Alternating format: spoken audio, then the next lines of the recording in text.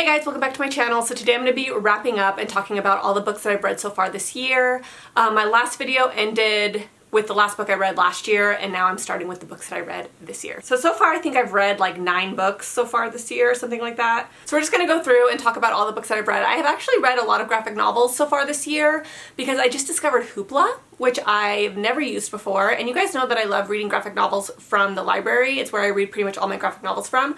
But we're getting a new library in my town, like this massive library. And so they have been building it forever, and because of that, they moved my library to like this little tiny building, and they have like no books, pretty much, like no graphic novels. They just have kind of like new releases and stuff until they move back into like the big library. So I haven't been able to get my graphic novel fix lately because my library is just kind of like crappy right now.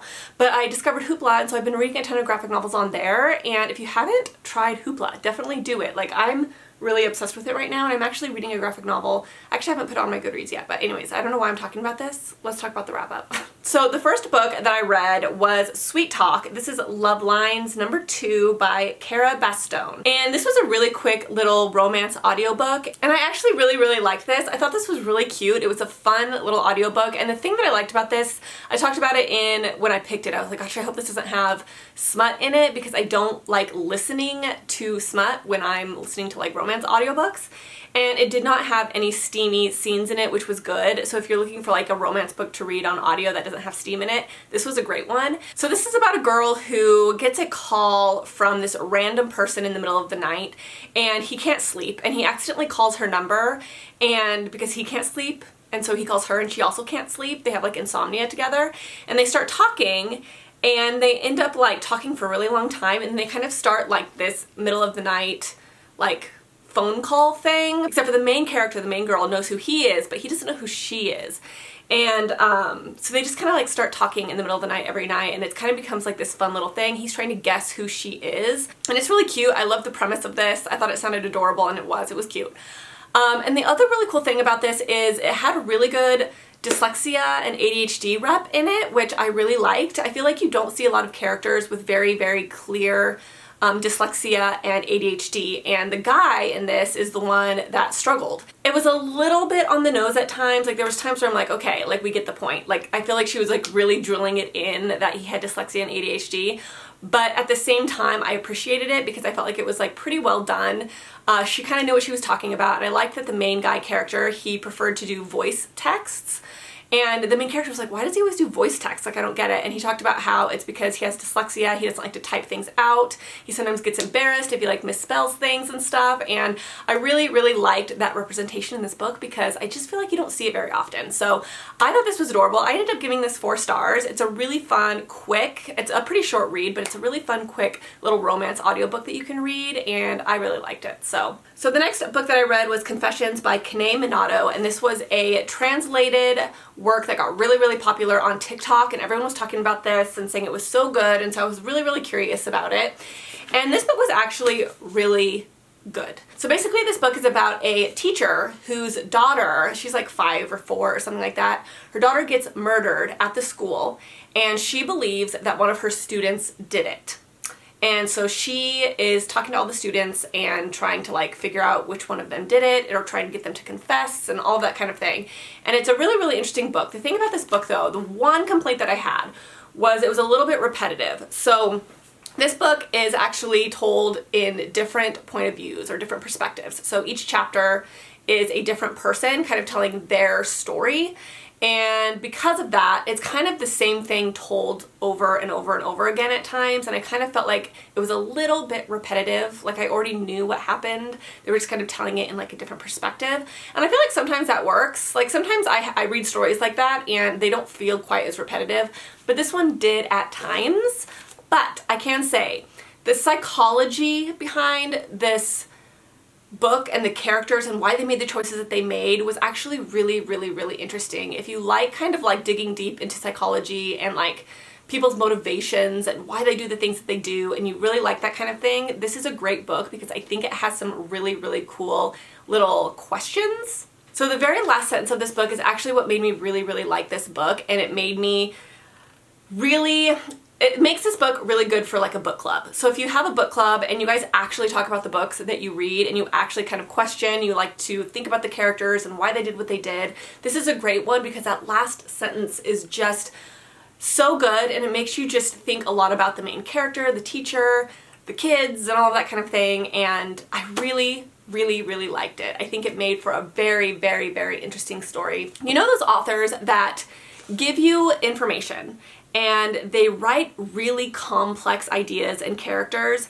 and they give you just enough without giving it to you like on a silver platter, right? They don't just give you everything because they think you're too stupid to figure something out on your own. They give you just enough to help you kind of like interpret the characters and interpret their motivations and all that kind of thing on your own. That is good writing. That's the kind of writing I like because I hate when authors assume that I'm stupid and I need them to like spell everything out for me. This author did a great job at kind of wanting you to interpret it on your own, and I love when authors do that, and I feel like it's really hard to do. And it also is, I think, hard for the author sometimes to do because they want you to understand what their purpose was in writing this, and so it's probably hard sometimes to like hold back, but I think that the author did a really good job at holding back just enough to help you as the reader interpret it the way that you want to, and I really appreciate authors that can do that. So I gave this 4 stars. The next book I read was Lore Olympus Volume 5, and this one I actually only gave 4 stars. I give most of the Lore Olympus books 5 stars because I always just really enjoy reading them, and this one was really good because I feel like this is where the romance really starts jumping off, which is good because I feel like the first 4, they're a bit more like slow burn. And this one really kind of like finally jumps into everything and it's like really satisfying in that regard. And I also feel like you get a lot more of the side characters and you get development of the side characters a little bit more, which I really liked. But for some reason I just feel like there was something missing for this one and I can't really put my finger on it. I think that maybe there were some slow spots in this one, or there was just some spots that I had a hard time understanding, like, okay, what character is this? And like there's kind of a lot of characters, and sometimes because I read these so far apart, I kind of forget each character and like their ties with each other because, as you guys know, like Greek mythology can be a little complex. You know, like this person married this person is the daughter of this person, and this person is this person's sister, and blah, blah, blah, blah. Like there's so much ties to all the different gods and stuff, and sometimes I forget by the time I get to like the next one. And I kind of feel like this is one where I was kind of like, hold on a second, who is this person again? Like how are they tied to this person? And I got a little confused at times, and that's my own fault for waiting so long between each of these books. But I feel like with this one, I was kind of like, maybe I should like reread the one before I read the new one, if that makes sense, which I've done before with this series where I read the last one again. And I think I need to do that with these from now on because I do definitely forget between each one. So, okay, so the next book that I picked up was The Road by Cormac McCarthy, and this is like a really famous book, and as you guys might know, there was a movie made about this, and I did watch the movie, but I didn't remember anything about the movie really. I remember like certain scenes in the movie, but that's it. Like I didn't really remember how it ended or anything like that. So I was really excited to pick this up, and plus I have a subscriber that kept telling me to pick this up because she thought I would like it, because I love survival stories. It's just something that I really like in books, and this is definitely a survival story. So I gave this book 3 stars, I believe. Now this is a great book. Like it's a really thought-provoking book. The only issue that I had with this book is it is so repetitive. It is probably one of the most slow and repetitive books I have read in a very long time.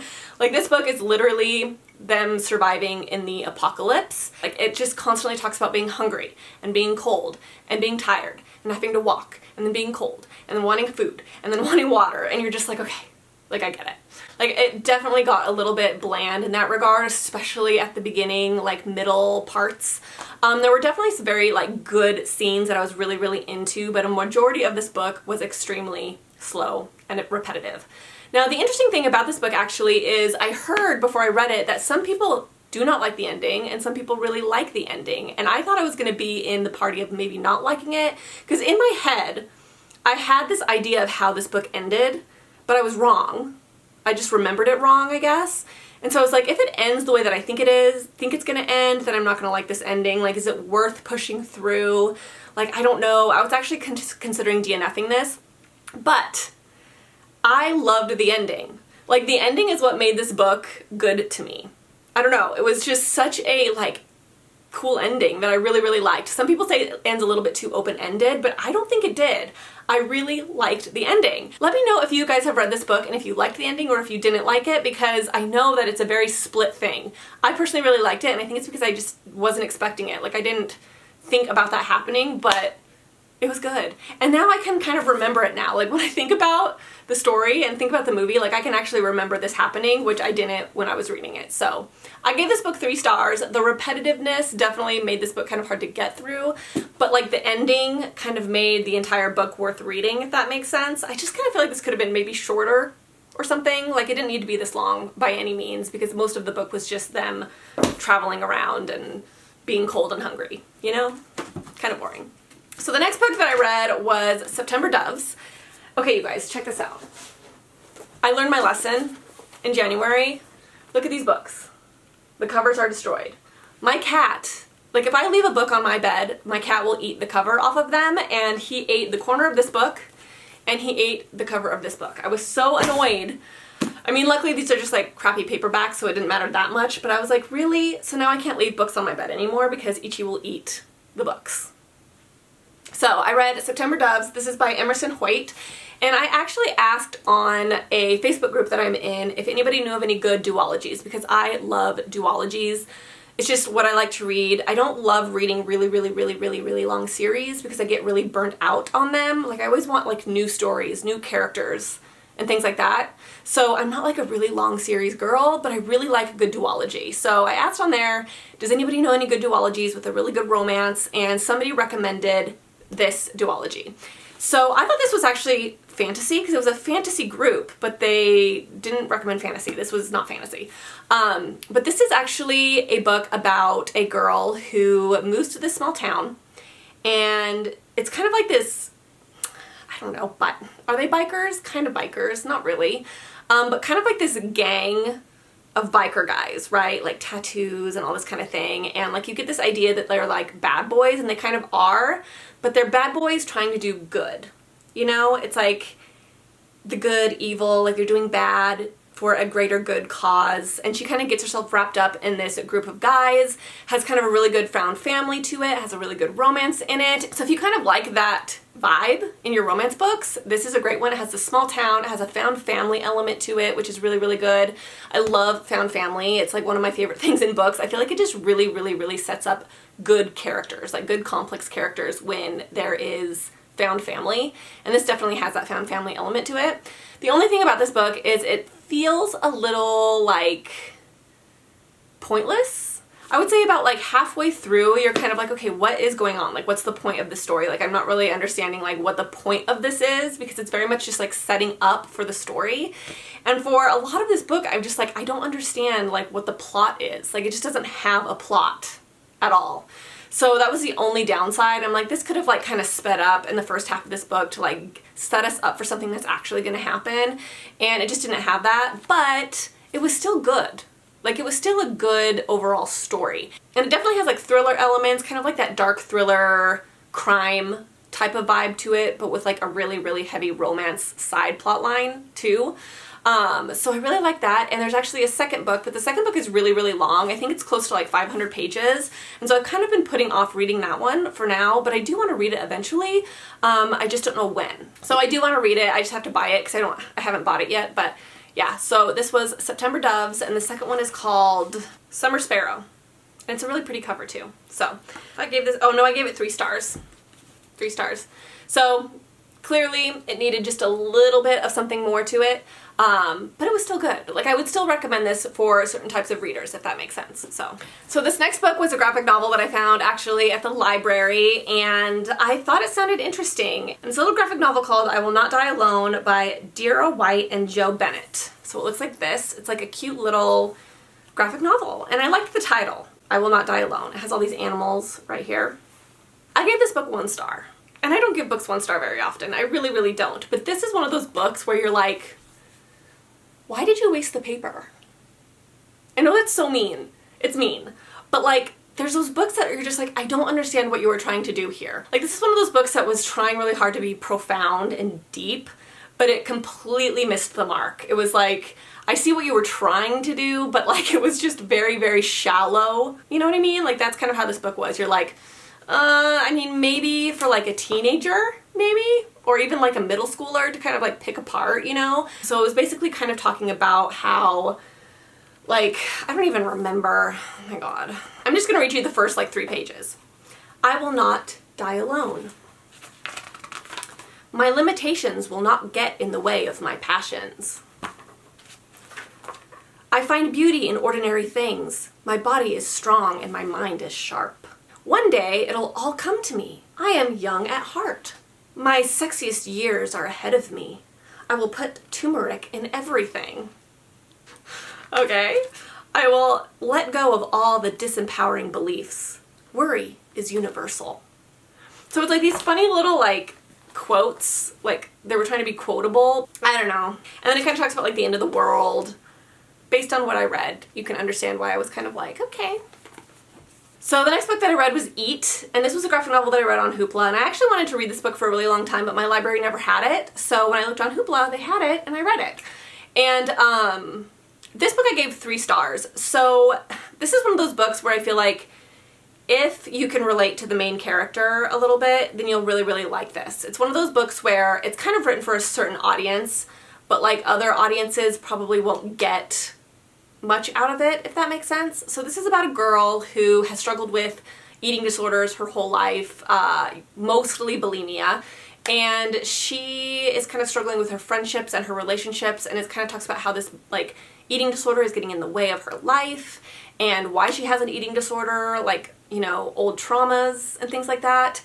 And I thought it was really, really interesting in that regard, because if you've had eating disorders in your life, you understand kind of like how annoying eating disorders are, how much they get in the way of your life, because they do. Eating disorders are such like mind killers. Like the only thing you're thinking about is your stupid eating disorder, and it just gets in the way of everything. And I feel like this story really, really showed that aspect of eating disorders.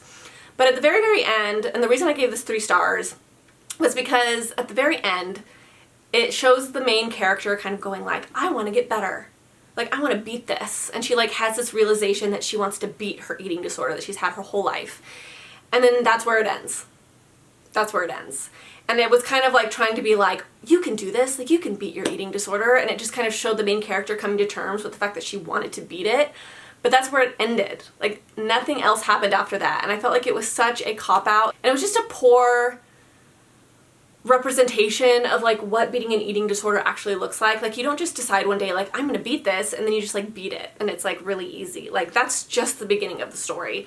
And I think I mentioned in the review, I was kind of like, you know, it shouldn't have stopped right there. It should have continued to be a longer graphic novel of her recovery, or they need to come out with like a volume 2, because this was just like the very, very beginning, like felt like a prologue almost to the real story, because the real story is the recovery, is getting better, is getting your life back. So I don't know, there was good things about this, because I feel like I said, if you can relate and you can kind of see yourself in this main character, then you may like it. And if you're already recovered and you're like past your eating disorder, then you may like this book to read a character that you may be related to in your past, kind of almost sulking in the hard parts of it, which can be good at times if you're, you know, doing it well, but this just needed a little bit more. You know what I mean? I don't know. So yeah, 3 stars. So the next book I read was Insomnia by Sarah Pinborough. As you guys know, this has been on a million of my TBRs. I picked this like 3 or 4 times and I finally got around to reading it. And this book was okay. I liked kind of the premise of it, but I feel like this is super, super, super forgettable. Like this is going to be one of those books that I'm going to be like, oh yeah, I read that, but I'm going to have to like stop for a second to like think about what it was actually about, because it was extremely forgettable, you know? I didn't love it. In fact, I could maybe give this 2 stars. It wasn't the worst thing. Like I didn't hate reading it. Like I guess the reading process was kind of fine, but it just wasn't anything that I would probably recommend. I mean, I guess this would be good if you haven't read a lot of thrillers. If you read a ton of thrillers and you're just like, you've read so many of them, I would say skip it. It's not doing anything super new. It feels very forgettable. It kind of feels like the same character that you always get, the same side characters. Like, I would say skip it. However, if you're a newer thriller reader and you do not read a lot of thrillers, you're kind of just dipping your toes into the genre, I would say you could give this a try. I think that this would be a lot different of an experience for somebody who's just getting into thrillers. So it kind of depends on where you're at. But I gave this 3 stars. It could maybe be like a 2.75, but I could see this maybe being a 4 for somebody that doesn't read a ton of thrillers and they're just dipping their toes in.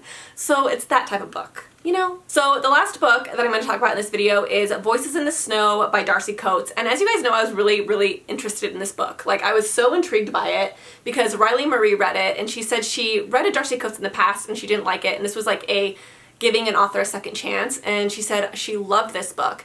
Now, the thing about Darcy Coates that I really like about her is she writes a very specific genre, and it's horror romance, or like horror thriller romance, which I love that genre, but I don't feel like a lot of authors write that genre. I feel like Colleen Hoover wrote a few books in that genre. Know any good authors that write that genre? Let me know. Like, I'd be curious because I really like that genre. She is very straight to the point, right? She just jumps right into her stories. She kind of lets her characters develop a personality throughout the story. She doesn't spend too much time like building these characters and all of this stuff. She's like, I want to tell you this story and I'm going to just jump right in from the very beginning. So she's great at that. She's fast-paced, to the point, and I really like that about her books. They almost feel a little bit, like, this is going to be so specific, but her stories feel like they were written like kind of in the 80s or something. Like, they have a very old school type of writing style, and I can't explain why, but they just do, and if you know what I mean, you know what I mean. This book's about a girl who gets a call from her sister one morning and she's like, you need to get to my house. Like, she has a bunker because she's like this crazy like end of the world planner, right? Because we don't really know what happened. Like, something big happened and we're not told what happened, but she's kind of saying like, we need to go get my aunt. I'm gonna go get her and then I'm gonna bring her to your bunker and we're gonna like, you know, do that. So she's driving her car to go get her aunt. And while she's on her way to get her aunt, the snowstorm gets so bad and she ends up crashing. And the next thing she knows, she is in this random mansion and there's this like mysterious guy there that's kind of like taking care of her. And she's freaked out. She's like, what the heck, where am I? Like, I need to get out of here. I need to go get my aunt. Like, I know I was going to get my aunt, but I can't remember why. And she's determined to like get out of this mansion. And then she realizes that she can't. Like, this blizzard is like so bad, but she can't remember like what she was doing, and she has the vague memories of something happening, but she can't remember what it is. And in the process, she kind of gets to know this guy, and then they kind of have to like work together to like deal with this big issue that's going on that you're not really told about at the beginning, but then you kind of like figure out, you know, throughout the story. It's actually really good, and I liked the couple. I love that there was like a strong romance, but then there was also like a horror element, a thriller element, something that kind of keeps you on the edge of your seat. One thing that Darcy Coates does a lot is like the haunted house or the haunted mansion type of vibes. Like, all the books I've read with Darcy Coates has kind of like that haunted dark mansion feel to it, and this one had that too, which I liked. But like I said, it's a fun book. Like, it's a fun, basic little romance horror. I'm not going to say these are life-changing books by any means, but if you're looking for something fun with romance and horror in it, and you just want something quick and to the point that's going to like entertain you, Darcy Coates I feel like is a great one for you. I think that there's actually multiple books in this series, or maybe there's a second book.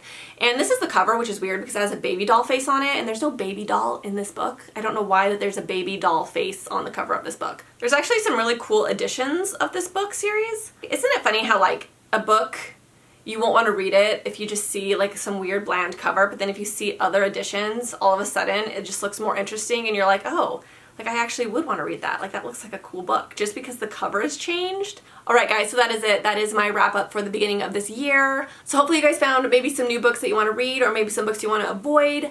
Either way, let me know in the comments below if you plan on reading any of these books. Also, let me know what book you're reading right now and if you're liking it, if you think I would like it. I'm really curious. And I think that's it, guys. I will see you in my next video and I'll talk to you soon. Bye!